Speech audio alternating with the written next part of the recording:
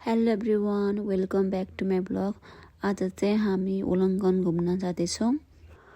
फर्स्टमा चाहिँ हामी यो सिडनीको हेलेन्सबर्गमा रहेको साउथ इन्डियन टेम्पलको हामीले दर्शन गऱ्यौँ। यो मन्दिर बाहिरबाट हेर्दा जति राम्रो छ, भित्रबाट पनि त्योभन्दा बढी राम्रो छ।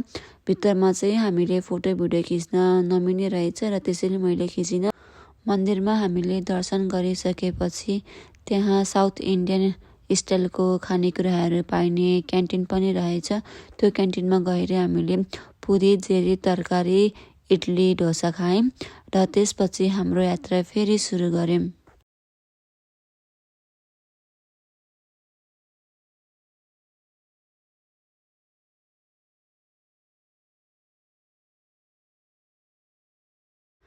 त्यसपछिको हाम्रो next destination Sea Cliff Bridge रहेको थियो। हामी चाहिँ सी क्लिफ ब्रिजमा पुग्यौँ र हामी त्यहाँबाट फेरि फर्केर चाहिँ त्यसको भ्यू पोइन्ट हेर्न गयौँ।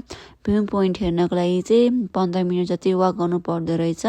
हामी त्यही यसरी हिँडेर त्यो भ्यू पोइन्टसम्म पुग्यौँ र त्यहाँबाट भ्यू हेर्दा चाहिँ कस्तो फिल हुन्छ भने it feels like a heaven. Part चाहिँ सी क्लिफ ब्रिजको भ्यू पोइन्ट हो जस्तो लाग्छ। यदि हजुरहरू पनि सिडनीको वरिपरि हुनुहुन्छ र यदि त्यहाँ जानुभएको छैन भने पक्कै पनि एकचोटि अवश्य जानुहोला। यहाँबाटको दृश्य हेर्दा चाहिँ साँच्चै नै म स्वर्गमै छु जस्तो फिल हुन्छ।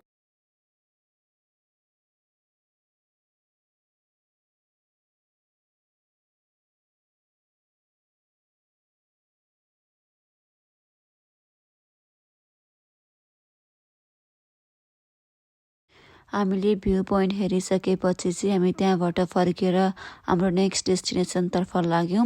हामी चाहिँ बाटोमा रमाइलो गर्दै, खाजा खाँदै, चिप्सहरू खाँदै हामी हाम्रो नेक्स्ट डेस्टिनेसनतिर लाग्यौँ। हाम्रो नेक्स्ट डेस्टिनेसन चाहिँ उलङ्गनमा रहेको रक पुल बिच थियो। हामी त्यहाँ गएर स्विमिङ गर्ने भन्ने सोचेका थियौँ, तर हामी स्विमिङ चाहिँ गरेनौँ किनभने एकदम चिसो हावा चलेको कारणले गर्दा चाहिँ हामी स्विमिङ नगरिकन हामी फर्क्यौँ। यो बिच पनि एकदमै राम्रो थियो। अस्ट्रेलियामा चाहिँ मेनली सिडनीमा चाहिँ यो बिचहरू चाहिँ जति ठाउँमा गए पनि सबै राम्रै लाग्छ होइन, तर उलङ्गनमा चाहिँ बेस्ट बिच छ जस्तो फिल भयो मलाई चाहिँ। त्यसपछि फेरि हाम्रो नेक्स्ट डेस्टिनेसनतर्फ लाग्यौँ।